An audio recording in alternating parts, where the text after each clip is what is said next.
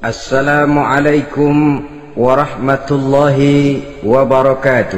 Waalaikumsalam warahmatullahi wabarakatuh. Bismillahi walhamdulillah, wassalatu wassalamu ala sayyidina rasulillah wa ala alihi wa sahbihi wa mawalah. La hawla wa la quwwata illa billah, amma ba'du. Saudara-saudara kaum muslimin yang berbahagia, di dalam kehidupan ini kita senantiasa mengambil iktibar, contoh dan teladan dari orang-orang sebelum kita. Itu sebabnya kepada baginda Nabi kita Muhammad sallallahu alaihi wasallam Allah Subhanahu wa taala menjelaskan cerita para nabi sebelum beliau dalam ayat "Tsumma naqussu 'alaika min anba'ir rusuli ma nusabbitu bihi fu'adak." Demikianlah kami ceritakan kepadamu wahai Muhammad sebagian dari kisah para rasul-rasul sebelum kamu yang dengan itu akan memperkuat hatimu, meneguhkan keyakinanmu dan memantapkan pendirianmu. Inilah manfaatnya belajar dari sejarah. Jadi jangankan kita, baginda Nabi sendiri pun oleh Allah Subhanahu wa taala diceritakan sejarah para nabi sebelum beliau yang dimusuhi oleh umatnya, yang dicaci maki oleh kaumnya, yang terusir dari kampung halamannya, bahkan sampai ada yang terbunuh oleh umatnya. Itu seluruhnya merupakan iktibar manusabbitu bihi fu'adak, untuk memantapkan langkahmu, meneguhkan keyakinanmu dan menguatkan pendirianmu menghadapi perjuangan ini. Sehubungan dengan itu, pada pertemuan kali ini Al-Fakir ingin menyampaikan satu cuplikan kecil dari kehidupan seorang sahabat utama baginda Nabi, yaitu Sayyidina Umar ibn al-Khattab radhiyallahu an. Beliau adalah Umar bin Khattab bin Nufail bin Abdul Uzza dari suku Quraisy golongan Bani Adi. Perawakannya tinggi, kekar dan gagah, melambangkan sifatnya yang pemberani, tegas dan tidak pernah kenal takut kepada siapapun. Sebelum mendapat hidayah, Umar bin Khattab termasuk orang yang berdiri di barisan orang-orang yang memusuhi umat Islam. Ia terperangkap dalam tradisi jahiliyah di mana gemar berperang dan bermabuk-mabukan juga merupakan hal-hal yang pernah dilaksanakan dalam kehidupannya sebelum beliau masuk ke dalam agama Islam. Oleh karena itu, dalam kehidupan beragama, hidayah merupakan sesuatu yang penting. Bagaimanapun banyaknya dosa dan kesalahan yang telah dilakukan oleh seseorang, tidak seharusnya menyebabkan ia putus asa dari rahmah Allah. Sebaliknya, bagaimanapun banyak kebajikan dan kebaikan yang sudah dikerjakannya, tidak perlu membuat dia besar hati, puas, bangga, apalagi menjadi lalai karenanya. Sebab kita belum tahu akan bagaimana ujung perjalanan dari kehidupan kita ini. Saudara-saudara, kisahnya pun masuk Islam merupakan peristiwa yang menarik. Pada satu hari, dengan pedang terhunus, Umar bin Khattab menuju Darul Arqam, tempat di mana baginda Nabi biasa berkumpul dengan para sahabat. Melihat mukanya yang beringas, matanya yang nanar, orang sudah menyangka dan mengerti ini tentu akan terjadi pembunuhan. Dalam perjalanan menuju Darul Arqam, Umar bertemu dengan Nuaim bin Abdullah. Nuaim bertanya, "Ya Umar, mau kemana ente?" "Mau membunuh itu, si murtad itu," kata. "Si murtad yang mana?" Yang mana lagi? Itu yang memecah belah kita, yang menghina berhala-berhala kita, yang menjelek-jelekkan nenek moyang dan keturunan kita. Siapa lagi kalau bukan Muhammad? Kata Nuaim Umar, enggak salah, tidak salah lagi. Salah Umar. Salah kenapa? Apa kamu enggak malu? Kamu mau pergi membunuh Muhammad, sementara adikmu sendiri Fatimah, dia sudah termasuk salah seorang pengikut Muhammad. Mendengar ini, muka yang memang tadinya sudah marah dan merah, tambah jadi kelabu. Bukan main mangkelnya Umar bin Khattab. Orang lain dia musuhi, orang lain dia kejar-kejar. Ini malah adiknya sendiri menjadi pengikut dari baginda Nabi. Tidak jadi menuju Darul Arqam, dia berangkat ke rumah adiknya Fatimah.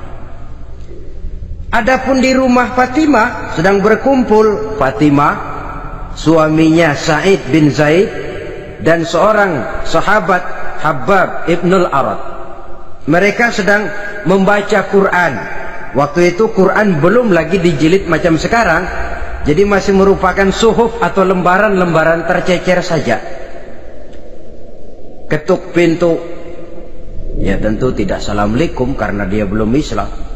Tok tok tok. Siapa di luar? Umar. Mendengar suaranya saja, ini sahabat yang namanya Habbab ibnul Arad sudah lari ke belakang pintu. Sambil komat kamit baca doa mohon diselamatkan oleh Allah.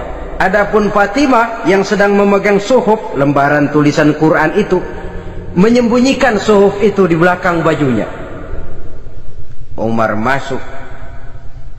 Fatimah, saya bang, apa benar berita yang saya dengar? Berita apa itu bang? Bahwa kau sudah masuk Islam. Bang, andai kata Muhammad memang benar, bagaimana? Sudahlah, jangan belit-belit, jawab saja, kau masuk Islam benar atau tidak?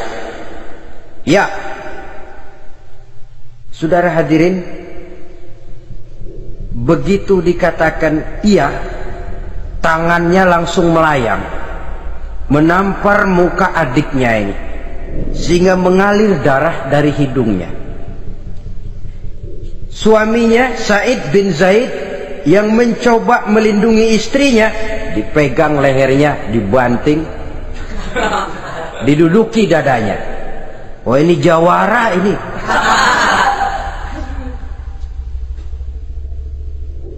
Namun pada saat sedemikian, suara kebenaran terpantul dari mulut Fatimah, adik dari Umar bin Khattab ini. Umar, apakah engkau memukul orang yang bersaksi bahwa tidak ada Tuhan melainkan Allah dan Muhammad Rasulullah? Apakah engkau menganiaya seseorang yang terpanggil untuk mengikuti kebenaran?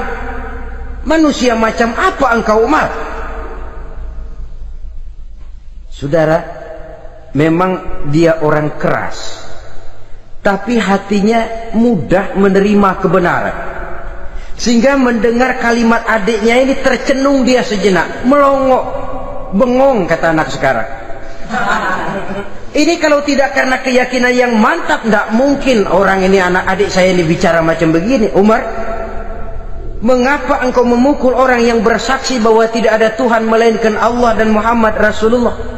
Mengapa engkau pukul orang yang mengikuti kebenaran, menerima hidayah dari Allah? Begitu yakin dan mantapnya, walaupun di tengah satu hal yang sangat menakutkan. Siapa yang tidak takut orang Quraisy berhadapan dengan Umar bin Khattab yang dikenal sebagai singa padang pasir pada waktu itu? Malahan dia termasuk salah seorang jagoan. Di tradisi masyarakat jahiliyah itu ada satu pasar yang namanya pasar Ukaz. Tiap tahun di pasar itu diadakan pesta. Pertama pertandingan syair, jadi penyair waktu itu jadi kebanggaan. Syair-syair yang menang itu digantung di dinding Ka'bah. Jadi setiap suku akan bangga kalau mempunyai ahli syair yang hebat. Nah, lalu diadakan juga lah perlombaan balap kuda, memanah, termasuk gulat. Lah Umar ini tiap kali pertarungan mesti menang. Belum pernah ada yang berhasil mengalahkan dia. Jawara. Saudara-saudara, mendengar adiknya begitu mantap hatinya, apalagi ketika adiknya berkata begitu, suhuf, lembaran yang disembunyikan di belakang bajunya tersembul. Apa yang kau sembunyikan di balik bajumu itu? Suhuf. Apa suhuf itu? Lembaran Al-Quran. Coba saya lihat. Enggak boleh. Kenapa? Kamu kotor. Orang kotor tidak boleh megang Quran. Saya mau lihat. Enggak boleh. Kalau kamu mau lihat, mandi dulu. Diturutinya permintaan adiknya itu. Lalu diambilnya suhuf tadi. Dia baca. Kebetulan ayat yang dibacanya ayat pertama dari surah Toha yang berlanjut dengan ayat 14 pada surah yang sama. Dia baca, Bismillahirrahmanirrahim. Toha ma anzalna ilaikal qur'ana litashqa illa tazkiratan liman yakhsha. Toha, tidaklah aku turunkan Al-Quran ini untuk bikin sukar manusia, melainkan merupakan pengingat bagi orang-orang yang takut kepada Allah. Lalu pada ayat ke-14, Innani anallahu la ilaha illa ana fa'budni. Sesungguhnya akulah Allah, tidak ada Tuhan melainkan aku, maka hendaknya hanya kepadakulah kamu menyembah. Wa aqimis sholata li dzikri, dirikanlah salat untuk mengingat aku. Inna sa'ata atiyatun akadu ukhfiha litujza kullu nafsin ma tas'a.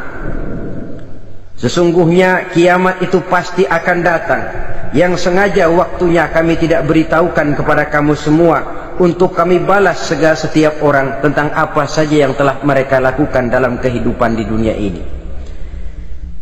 Setelah membaca ayat ini, gemetar tangannya. Ah, ini sih nggak main-main ini. Ini belum pernah saya baca ajaran semacam ini. Tidak patut orang yang mempunyai kitab suci semacam ini dimusuhi. Ini sesuatu yang benar. Tergetar jiwanya. Hei Fatimah, Muhammad di mana Muhammad? Saya tidak akan memberitahu kepada kamu. Di mana? Saya tidak akan memberitahu. Lebih baik kau bunuh saya kalau memang maksudmu mau mencelakakan Muhammad. Sama sekali saya tidak akan mencelakakan dia, Fatimah. Kasih tahu saja, di mana dia? Darul Arqam. Bergegas dia menuju Darul Arqam. Di dalam Nabi memang sedang kumpul dengan para sahabat. Termasuk ada Sayyidina Hamzah yang juga terkenal jawara juga. Ketuk pintu. Ketuk pintu. Siapa di luar? Umar. Di dalam ini geger sebagian sahabat. Umar datang ini pasti bencana. Umar datang, wah, kalau istilah kampung, kerok dan urusan.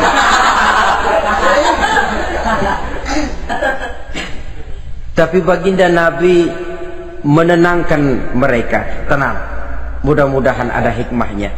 Sayyidina Hamzah tampil, bukakan dia pintu. Kalau niatnya baik, kita terima.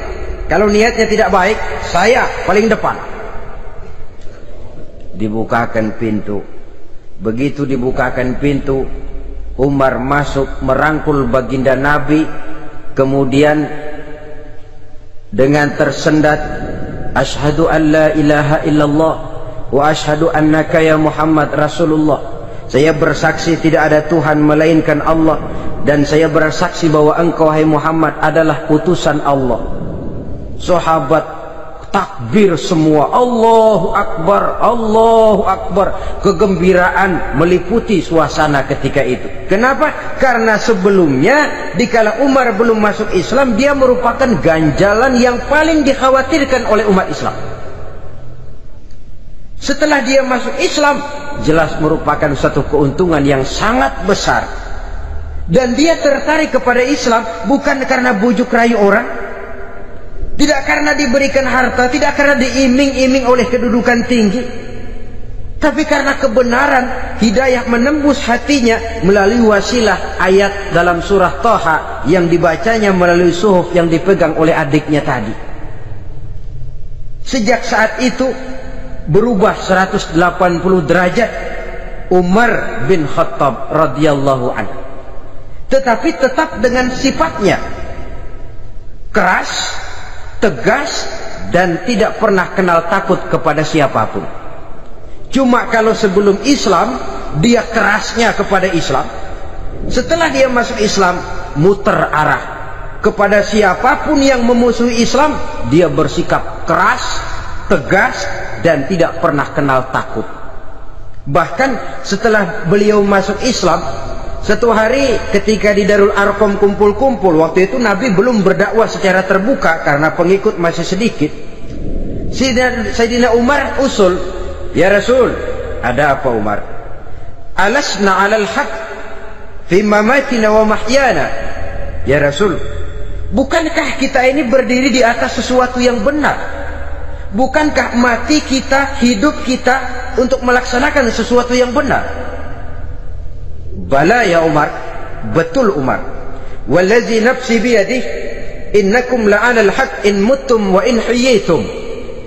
Demi Allah Umar, kata Nabi, sesungguhnya kamu dan kita semua berdiri di atas kebenaran, hidup ataupun mati. Setelah mendapat jawaban begini, Umar masuk kepada tujuan pembicaraannya. Izan ya Rasul, fafimal ihtifal. Kalau memang begitu ya Rasul, kalau memang kita yakin kita berdiri di atas kebenaran, kita hidup karena kebenaran, kita mati pun memperjuangkan kebenaran, fafimal ikhtifa. Kenapa mesti ngumpet-ngumpet? Kenapa harus sembunyi-sembunyi? Wallazi ba'asaka bil haq, demi Allah ya Rasul, la takhrujanna wa la nakhrujanna ma'ak. Tuhan harus keluar menyampaikan Islam ini secara terbuka, dan kami akan mendampingi Tuhan dengan segenap jiwa dan raga. Sekali masuk Islam gak tanggung-tanggung. Yang kayak begini ini yang kita perlukan sekarang ini. Begitu masuk Islam gak tanggung seluruhnya, jiwa dan raganya masuk Islam. Beliau yang pertama kali mengajukan ide, kenapa harus dakwah sembunyi ya Rasul? Wong kita berdiri di atas kebenaran, memperjuangkan sesuatu yang hak. Kalau kita mati, kita pun mati membela kebenaran. Kenapa mesti fafimal ikhtifa? Kenapa harus sembunyi-sembunyi? Mulai sekarang mari keluar ya Rasul, saya akan dampingi Tuhan, nyawa taruhannya. Saudara hadirin yang saya hormati, selalu dia tempat-tempat yang pernah dia melaksanakan maksiat sebelum dia Islam, selalu dia kunjungi, sampai dia berkata, tidak ada tempat yang pernah saya melakukan kesalahan sebelum saya Islam yang harus saya tutupi dengan kebajikan setelah saya Islam sekarang ini. Bahkan ada satu riwayat menjelaskan beliau itu yang tinggi badannya, kekar perawakannya, gemetar orang ngadepin dia. Tapi beliau sendiri sangat mudah gemetar kalau sudah mendengar ayat-ayat Allah. Sehingga ada satu riwayat menjelaskan Sayyidina Umar itu setelah masuk Islam, kalau sholat kadang-kadang bila menoleh ke kanan beliau senyum, bila menoleh ke kiri beliau menangis berurai air mata.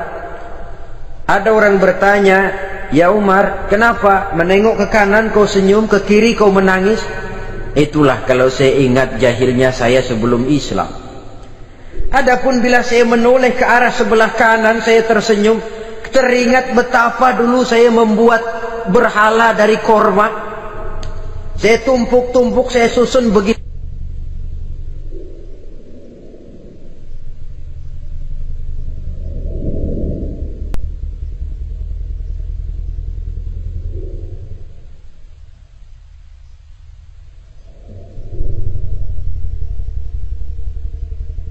Itu rupa, setelah saya sembah saya makan itu korma. Gagah betul saya waktu itu, sampai Tuhan pun saya makan.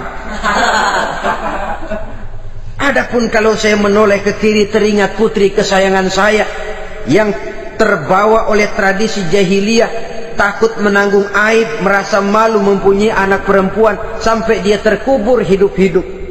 Berurai air mata saya mengingat semua itu. Padahal Nabi sudah memberikan jaminan. Sebab saudara jangan lupa, orang kafir masuk Islam, dalam Islam itu dihitung dari bayi lagi, dari nol. Itulah untungnya. Jadi misalnya sudah 60 tahun, dari kecil sampai 60 tahun kafir, umur 61 masuk Islam. Nah, sejak umur 61 itulah yang dihisab oleh Allah. 60 tahun ke bawah gratis bersih pemutihan. Istimewa betul. Tapi jangan lalu diniatin, gua kafir aja. Nanti sudah tua-tua mau giliran mati baru Islam. Nah, itu diniatin lain. Ini yang karena faktor hidayah, saudara-saudara. Nah, cintanya kepada baginda Nabi luar biasa. Dalam setiap pertempuran beliau selalu di front terdepan. Bahkan demikian cintanya sampai ketika hari di mana baginda Nabi wafat, saudara-saudara. Disampaikan berita wafat Nabi kepada Umar ini. Ya Umar, baginda Nabi sudah wafat. Kamu ngomong apa? Baginda Nabi sudah wafat. Bukan sedih, nyabut pedang, keluar matanya melotot. Siapa yang bilang Muhammad mati, saya tabas batang lehernya. Begitu cintanya beliau kepada baginda Nabi, sampai-sampai nggak menerima kalau Nabi wafat. Taruhlah nggak bisa mati bersamaan, bolehlah mati beriring-iring saja barangkali maksudnya.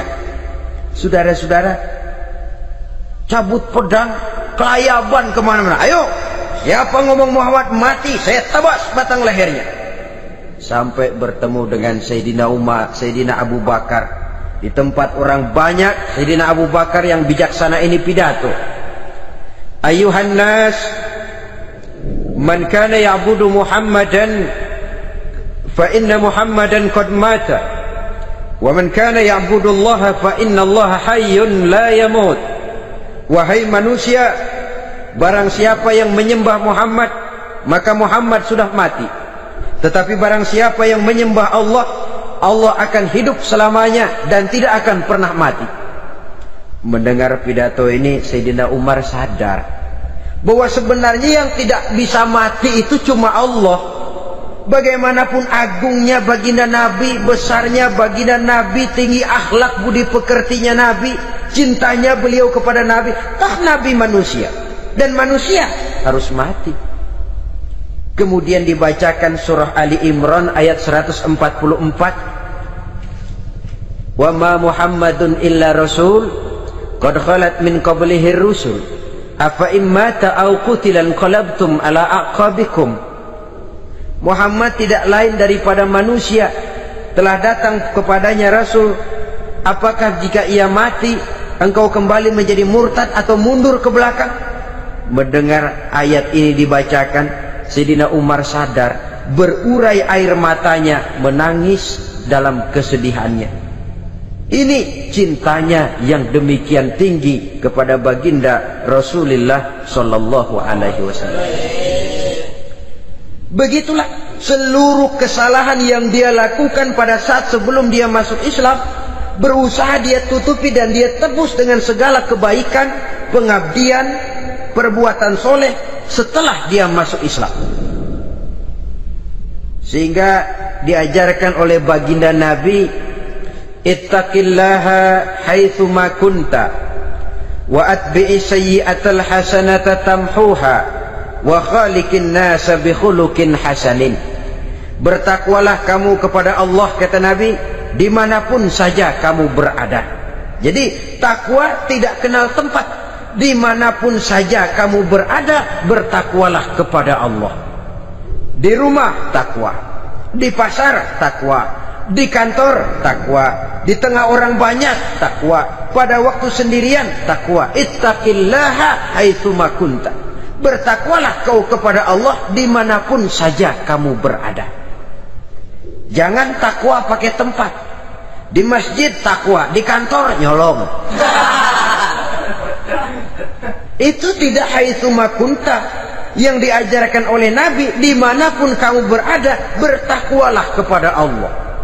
Wa atbi'i sayyi'atal hasanah tamhuha, dan iringi perbuatanmu yang salah dengan kebaikan.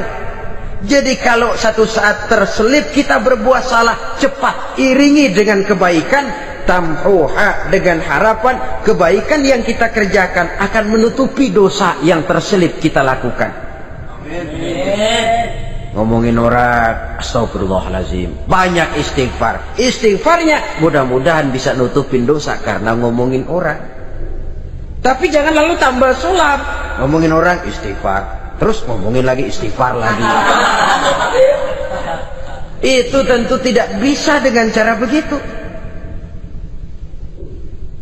Barangkali terselip pernah mengambil harta orang tanpa alasan yang hak, imbangi dengan rajin sedekah misalnya.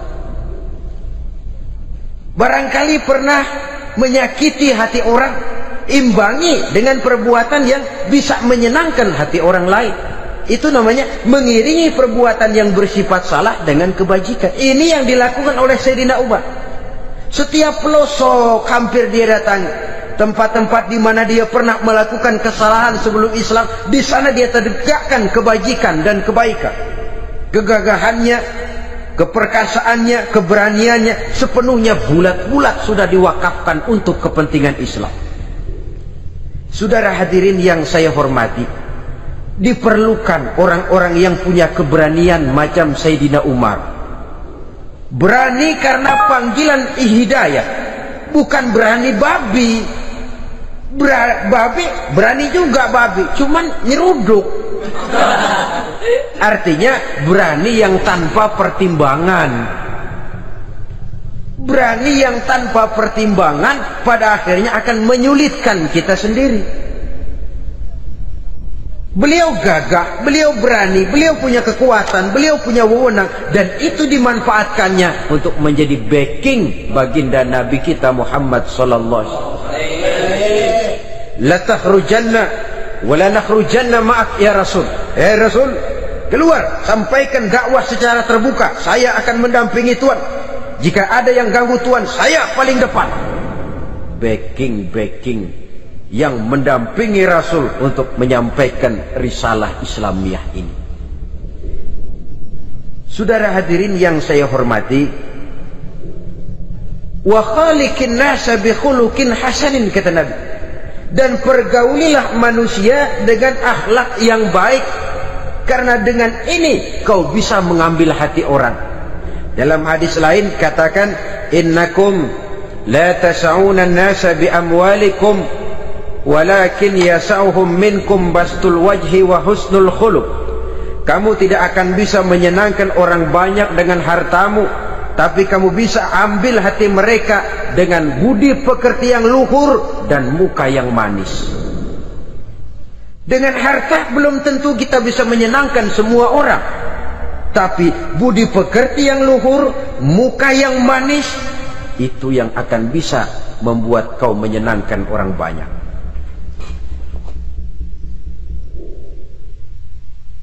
Setelah baginda Rasul wafat, pernah ketika berkumpul, Sayyidina Abu Bakar berkata kepada Sayyidina Umar, "Ya Umar, saya baiat kamu untuk menjadi khalifah." Jawab beliau, "Sayalah yang akan membaiat Tuan. Tapi Anda lebih utama dari saya, Umar. Keutamaan saya akan saya berikan kepada Tuan untuk mendukung kekhalifahan Tuan." Di sini kelihatan wataknya yang tidak ambisius, gagah, berani, perkasa, tapi tahu diri, nggak nyelonong, tidak menggunakan kekuasaannya, kegagahannya untuk maksud yang sewenang-wenang. Oleh karena itu, setelah Sayyidina Abu Bakar wafat, beliau dilantik menjadi khalifah. Keluarlah pidatonya yang terkenal, "Ayyuhan nas, inni qad wullitu alaikum walastu bi khairikum." Hai manusia, aku telah dipilih menjadi pemimpin kamu, padahal aku bukanlah orang yang terbaik di antara kamu. Kalau tidaklah karena aku melihat keutamaan, keteguhan yang dapat melindungi kalian, berat rasanya aku memikul amanah ini. Sebab apa? Alangkah beratnya menunggu datangnya perhitungan di akhirat nanti terhadap Umar. Ini yang jadi motifnya memegang jabatan khalifah. Sungguh berat bagi Umar menunggu datangnya saat perhitungan. Sehingga seolah-olah kalau bisa lah jadi Umar bin Khattab saja, jangan jadi khalifah kalau bisa. Tapi moya umat sudah kadang memilih. Sehingga benar kalau dalam satu hadis Nabi pernah mengajarkan jangan memberikan satu jabatan kepada orang yang memintanya. Sebab orang kalau sudah minta jabatan, apalagi pakai jilat-jilat, pakai upeti-upeti, tentu ada tendensinya. Ada batu di balik udang. Kalau udang di balik batu kan mungkin nggak kelihatan, tapi kalau batu di balik udang kelihatan betul itu. Ada maunya, ambisinya. Jangan memberikan satu jabatan kepada orang yang memintanya. Seakan di batinnya Sayyidina Umar menyesali. Kenapa Umar nggak jadi Umar saja, kok mau jadi khalifah gitu. Alangkah berat perhitungan buat saya di akhirat nanti. Nah, setelah jadi khalifah, sebagai satu i'tibar, saya akan mencoba mengemukakan beberapa sifatnya yang menonjol untuk pelajaran buat kita semua. Pertama, sikapnya terhadap keluarganya setelah beliau menjadi khalifah. Kedudukan sebagai keluarga Umar bin Khattab bukan merupakan kedudukan istimewa. Itu ditanamkan betul kepada keluarganya. Jangan karena bapakmu khalifah, lalu mentang-mentang anak khalifah kau merasa dapat fasilitas, merasa bisa berbuat semau-maumu. Kau harus punya tanggung jawab dan beban moral, memberikan contoh yang lebih baik kepada rakyat. Ini yang ditekankan kepada keluarganya. Kalau beliau mau mengeluarkan undang-undang, undang-undang itu lebih dahulu dibicarakan di tengah keluarganya, kumpul anak-anaknya. Ini akan ada undang-undang begini. Siapa di antara kalian mau mentaati, persilakan. Yang tidak pun persilakan. Tapi saya ingatkan, kalau ada dari keluarga Umar yang melanggar peraturan yang saya keluarkan ini, saya akan menghukumnya 2 kali lipat karena dia keluarga saya. Menghukumnya 2 kali lipat karena dia keluarga saya. Jadi bukan mentang-mentang anak babe lalu kebal hukum. Tidak. Siapa yang diantara kalian melanggar peraturan ini, akan aku kenakan hukuman 2 kali lipat karena dia keluarga. Nah, saudara hadirin yang saya hormati, lalu berwibawa, dijaga betul keluarganya. Suatu hari beliau datang ke rumah putranya Abdullah bin Umar. Ketika masuk dilihatnya Abdullah bin Umar sedang makan daging. Makan daging. Merah muka Umar. Mentang-mentang anak khalifah ya. Mentang-mentang anak Amirul Mukminin ya, kamu makan daging. Lihat tuh rakyat kita masih banyak yang kelaparan, makan daging, makan roti keras. Padahal itu halal, sesuatu yang diperoleh dengan usahanya sendiri. Tetapi begitu hati-hatinya Umar untuk menjaga pandangan orang. Keluarga khalifah merupakan beban moral sebab akan dijadikan contoh oleh rakyatnya. Mentang-mentang anak khalifah ya makan daging. Lihat tuh rakyat, roti keras digarotin. Lain saat beliau pergi ke satu pasar. Di situ dilihat ada sapi gemuk-gemuk.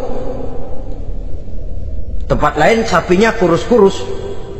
Tanya, ini yang gemuk-gemuk sapi siapa? Sapi Abdullah bin Umar.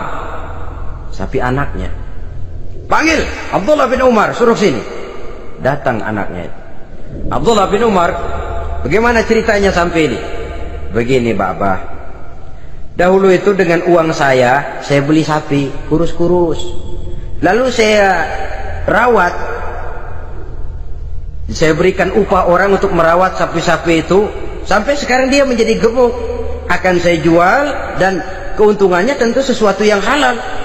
Subhanallah, kata Umar, kau ini anak Amirul Mukminin, jual sapimu, ambil modalnya, untungnya masukkan Baitul Mal untuk urus kepentingan orang Islam. Dia nggak mau anaknya terlibat bisnis dompleng kekuasaan ayahnya. Karena mentang-mentang anak khalifah lalu segala macam bisnis lancar. Orang takut karena apa? Anak babe. Ada lagi, pada waktu pembagian harta ghanimah, putri beliau yang namanya Hafsah, ini adalah istri baginda Nabi, meminta bagian.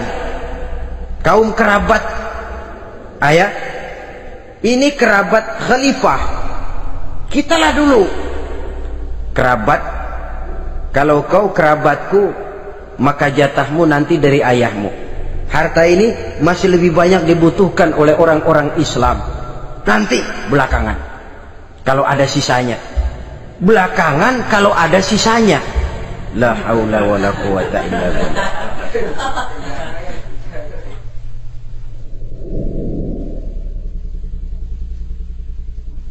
Saudara hadirin, itu terhadap keluarganya.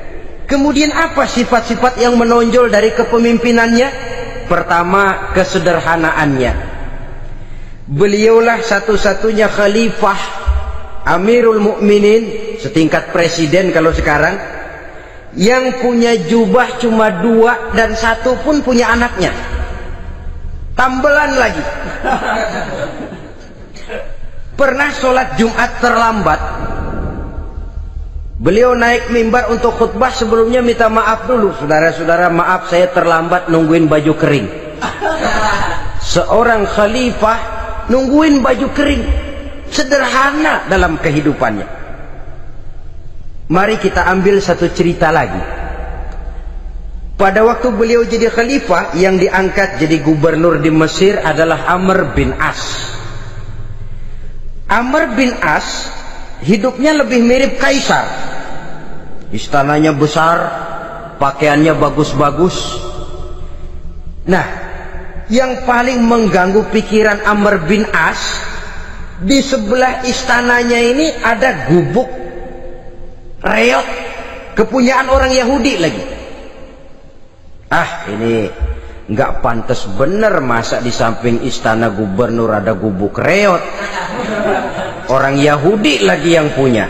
Ini mesti udah bikin saja rencana, panggil dinas tata kota, bikin planning. Di sini mau dibangun masjid, proyek negara. Bikin gambarnya, susun anggarannya, tender. Saudara-saudara, si Yahudi yang punya gubuk reot dipanggil. Yahudi, ada apa, Pak? Kamu tahu nggak? Enggak. Iya, memang belum saya kasih tahu.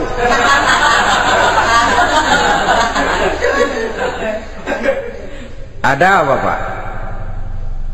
Itu kamu punya gubuk, tahu, kena proyek. Proyek apa, Pak? Kami mau bangun masjid besar di situ, dan tidak sesuai ada gubuk reot di samping tempat gubernur. Jadi maksud Bapak, gubukmu, tanah-tanahnya mau saya bebaskan, saya beli. Enggak mau, Pak, saya enggak mau jual. Saya bayar 2 kali lipat. Enggak mau. 3 kali lipat, 6 kali lipat juga enggak mau, Pak. Saya dari muda peres keringat banting tulang cuma segitu-gitunya, Pak, tempat saya tinggal. Gubuk reot sama tanahnya sedikit, makmur saya, Pak, cuma rumah sama sumur.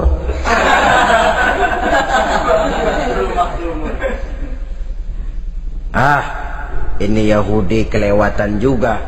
Akhirnya turun perintah, sudah, kalau dia nggak mau dibebaskan, gusur saja, tarik, ambil bulldozer, digusur. Yahudi ini berurai air matanya. Aduh, begini jadi rakyat kecil, udah jatuh ketiban ember lagi. Tapi pikir-pikir Amr bin As kan bukan yang paling atas. Dia kan cuma pejabat, masih ada atasannya lagi. Lapor lapor. Yahudi ini berangkat ke Madinah. Bayangkan dari Mesir ke Madinah. Jalan. Di sepanjang jalan dia pikir membanding-banding. Kalau gubernurnya saja istananya begitu mewah, apalagi khalifahnya. Kalau gubernurnya galak main gusur, apalagi khalifahnya. Dan saya bukan orang Islam, apa dia lemin ngadu? Apa dapat tanggapan? Berangkat dia sambil harap-harap cemas. Sampai di pintu kota Madinah, dia temui orang lagi tidur di bawah pohon korma. Selamat siang Pak. Ada apa? Pak. Apa? Mau lapor. Lapor apa? Bapak tahu Khalifah Umar bin Khattab? Tahu? Istananya di mana Pak? Istananya di atas lumpur.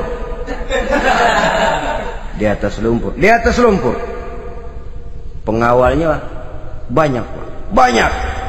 Siapa Pak? Yatim piatu, janda-janda tua, orang-orang miskin, orang-orang lemah, itu pengawalnya. Pakaian kebesarannya apa sutra apa Pak? Pakaian kebesarannya malu dan takwa. Saya nggak ngerti Pak. Itulah Umar bin Khattab. Lalu orangnya sekarang di mana Pak? Di depan ente. Rupanya yang dia tanya itulah orangnya. Gemeter Yahudi ini, keringat bercucuran. Coba, istananya di atas lumpur.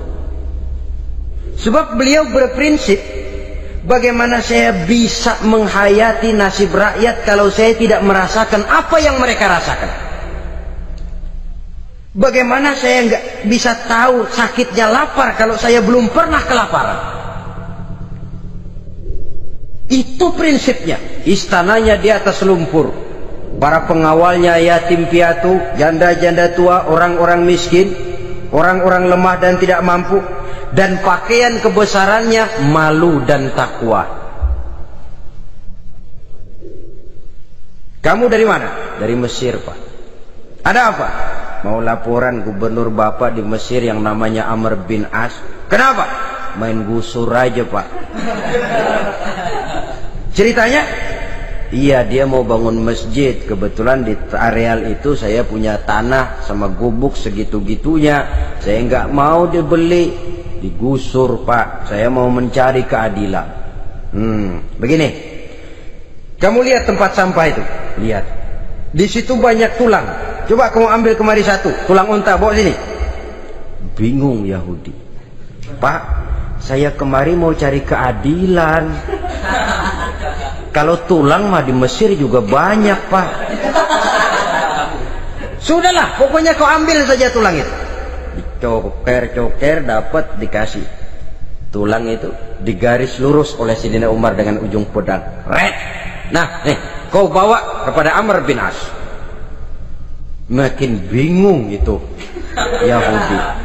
Suruh bawa tulang cuman digaris. Nanti saya ngomong apa Pak? Sudahlah, kasih saja. Pulang dia. Sampai di Mesir, Tuan Gubernur, ada apa? Saya baru menghadap khalifah.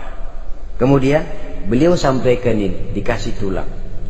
Amr bin As ngelihat tulang ada goresan lurus dengan ujung pedang, gemetar, badannya keluar keringat dingin, panggil kepala proyek, proyek batal, masjid nggak jadi didiriin, itu gubuk Yahudi diriin lagi. Ini Yahudi makin bengong. Ini gubernur dapat tulang doang segitu takutnya.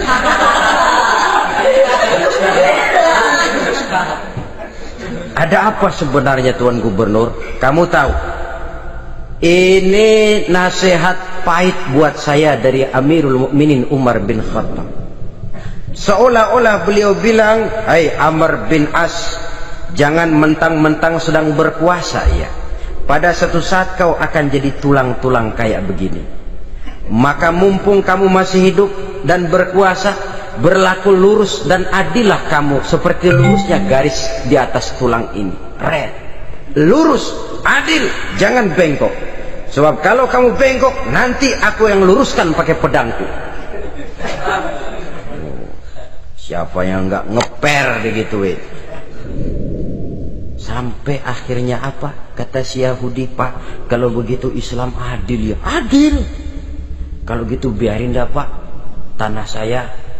Mau kamu jual? Bukan saya jual Pak, saya kasih aja dah. Campur gubuk-gubuknya, ambil aja dah.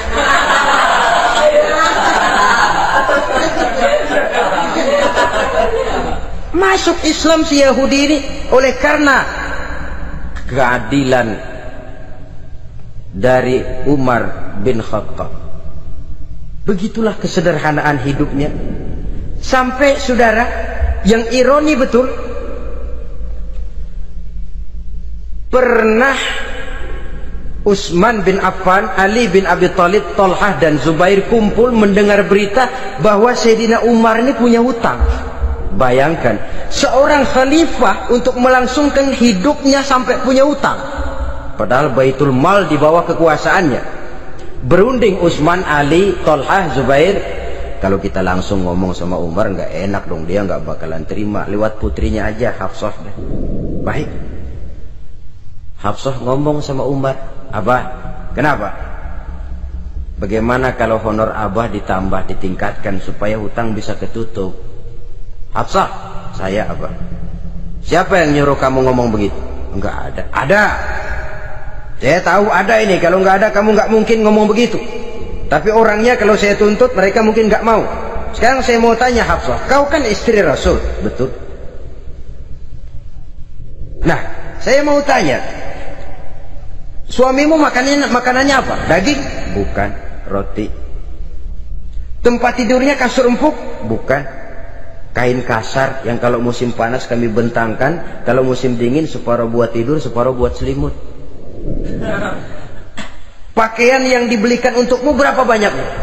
Cuma 2. Nah, itu guru saya, orang yang paling saya cintai, dan itu yang saya ikuti. Bahkan setelah beliau wafat, Sayyidina Umar ini hutangnya ditanggungkan kepada anaknya Abdullah bin Umar, dan itu pun dilunasi dengan menjual rumahnya, sehingga rumahnya itu disebut Darul Qadha, rumah bayar hutang. Begitu kesederhanaannya. Jadi nggak pakai aji mumpung jadi khalifah lalu kayak ikan gurita, tangan yang mana aja megang. Itu kan mental monyet. Monyet itu kan begitu, tangan megang kiri kanan, mulut ngawal, kaki megang, temennya dikasih masih ngerampas juga. Monyet rakus betul itu. Itu kesederhanaannya. Kenapa kesederhanaan ini timbul? Karena sikap zuhudnya. Zuhud itu tarkud dunia li ajlil akhirah. Orang yang mengambil dunia hanya yang diperlukan dengan lebih mengutamakan kehidupan akhirat. Watak zuhudnya yang sangat menonjol. Dialah pahlawan yang paling berani di medan perang. Dialah imam yang paling khusyuk di masjid, dan tidak jarang kalau sholat sendiri, begitu membaca ayat yang menceritakan neraka, nangis berurai air matanya. Saudara hadirin ma'asyiral muslimin rahimakumullah. Jadi kesederhanaan dan kezuhudan ini bukan lewat teori disampaikan oleh Umar, bukan lewat penataran seluruh aparat, tidak, lewat contoh konkret. Inilah saya, contoh sederhana dan zuhud. Bagaimana saya akan bisa merasakan penderitaan kalau saya sendiri tidak pernah menderita? Bagaimana saya akan tahu sakitnya lapar kalau saya belum pernah kelaparan? Maka tanpa penataran, tanpa upgrading segala macam, berhasil karena prinsip keteladanan. Beliau jadi contoh utama, dan sumber utamanya tentu tidak lain karena contoh dari baginda Nabi besar Muhammad sallallahu alaihi wasallam. 2, sederhana. Yang kedua, zuhud. Yang ketiga, sifat yang menonjol dari kekhalifahannya adalah adil. Kalau sudah bicara soal hukum, dia tidak pernah kenal kompromi. Adalah seorang pemuka Nasrani masuk Islam, namanya Jabalah bin Aiham. Ketika dia bikin haji, kain ihramnya keinjak orang Arab yang hitam, Badui. Jengkel, dia merasa bekas tokoh, enak aja nih orang udah jelek nginjak lagi. Ditempeleng orang tadi. Orang ini lapor kepada Umar, panggil Jabalah bin Aiham, panggil. Kau ditampar? Betul Khalifah. Tampar dia, tampar lagi. Dipukul orang itu di depan Sayyidina Umar. Jadi tidak karena kau ini bekas kepala suku, kau ini bekas orang terhormat, lalu ada kebijaksanaan yang tidak bijaksana, kebijaksanaan yang akhirnya jadi tidak bijaksana. Dan itu memang sudah dimulai dengan memblokir keluarganya. Tidak satu keluarganya pun yang boleh mempunyai perasaan bahwa menjadi keluarga khalifah merupakan fasilitas dan keuntungan. Kau jangan makan di atas punggungku, kau jangan menikmati fasilitas di atas keringatku. Dan tidak ada keinginan mewariskan jabatan khalifah kepada anak-anaknya. Pernah beliau musyawarah, saya bingung kenapa khalifah, gubernur Kufah ini sulit nyari orang. Diangkat yang lemah, rakyat ngeluh. Diangkat yang keras, rakyat juga ngeluh. Ada calon khalifah, kalau ini mah nggak salah lagi nih buat gubernur Kufah. Siapa? Abdullah bin Umar, anak beliau sendiri. Melotot matanya, jangan macam-macam kau, cukup satu orang Umar memegang jabatan ini. Kalau berhasil, kami keluarga Umar sudah merasakannya. Kalau gagal, cukup kegagalan seorang Umar.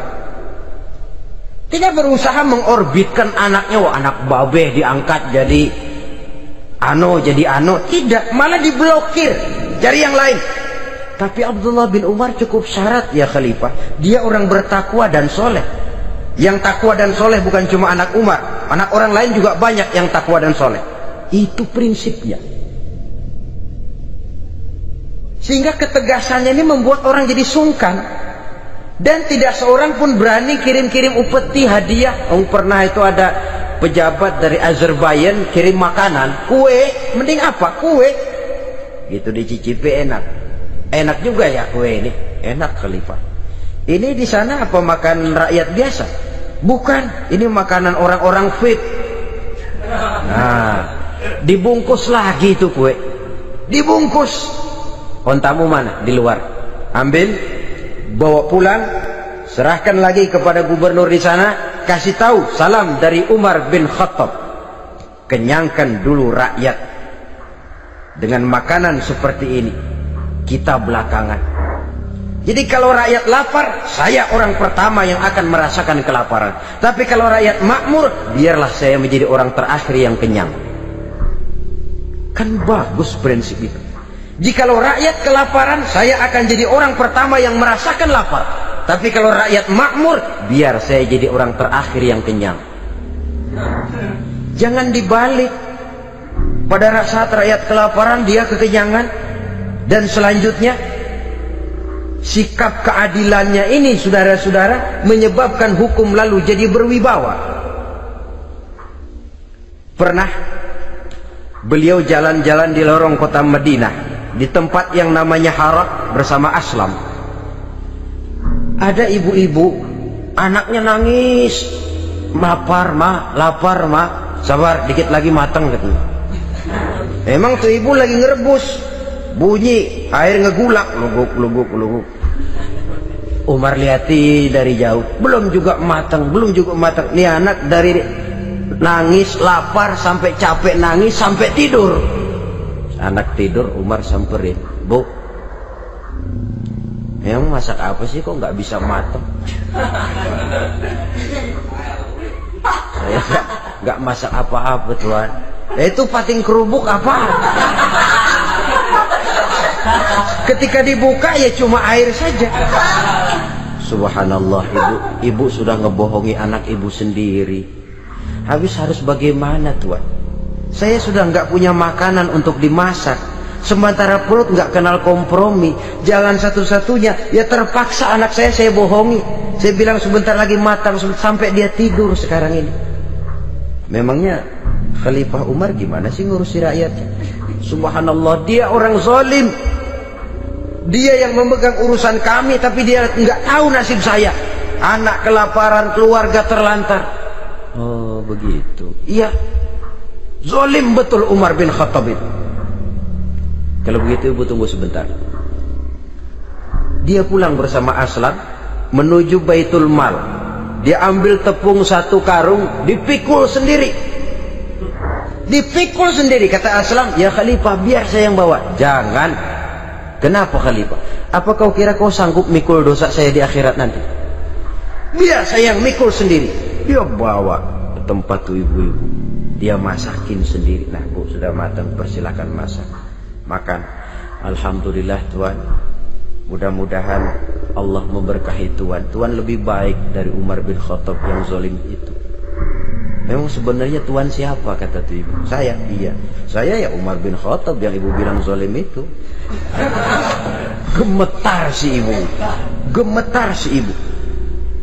Tapi memang peka dan menghargai kritik orang. Tidak membungkam setiap orang yang nadanya sumbang atau berbeda. Kadang beliau berkata, saya khawatir karena orang terlalu segan dengan saya, lalu nggak ada yang berani negor kalau saya salah. Kan begitu biasanya. Karena sudah terlalu segan, lalu semuanya orang mau diaminin saja. Asal dibilang nggak benar, marah, jengkel. Lalu disingkirin, maunya diiyain, inge, kulonuwun. Oke bos. Beliau bilang, saya khawatir kalau tidak ada orang yang mau menegur kesalahan saya jika saya terlanjur nanti. Tahu-tahu muncul orang, demi Allah, saya akan menegur Tuhan dengan pedang saya ini. Cerah mukanya, senyum bibirnya, alhamdulillah. Anak muda, saya memerlukan orang macam kau, yang berani berkata ya terhadap yang benar dan tidak terhadap yang tidak benar, apa dan bagaimanapun resikonya. Di sini kelihatan sikap beliau menghadapi orang yang berbeda pendapat. Keadilan, keberanian dan ketegasan, cepat menerima kebenaran merupakan serentetan dari sifat-sifat utama beliau sejak masuk Islam sampai menjadi khalifah yang kedua. Bahkan dengan jasa beliau, Islam kemudian tersebar menembus dinding Jazirah Arabia, memasuki Bizantium dan Persia, sehingga beliau juga dikenal sebagai periode Al-Futuhat Al-Islamiyah. Nah saudara-saudara, inilah cuplikan kecil dari kehidupan seorang agung dan besar yang memang sangat terbatas kata-kata untuk melukiskan kebesaran itu. Namun yang secuplik ini mudah-mudahan menjadi sumbangan moral dalam rangka kita memperbaiki diri menuju kehidupan yang lebih baik. Terima kasih banyak atas segala perhatian. Mohon maaf atas segala kekurangan. Usikum wa nafsi bitaqwallah. Wassalamualaikum warahmatullahi wabarakatuh.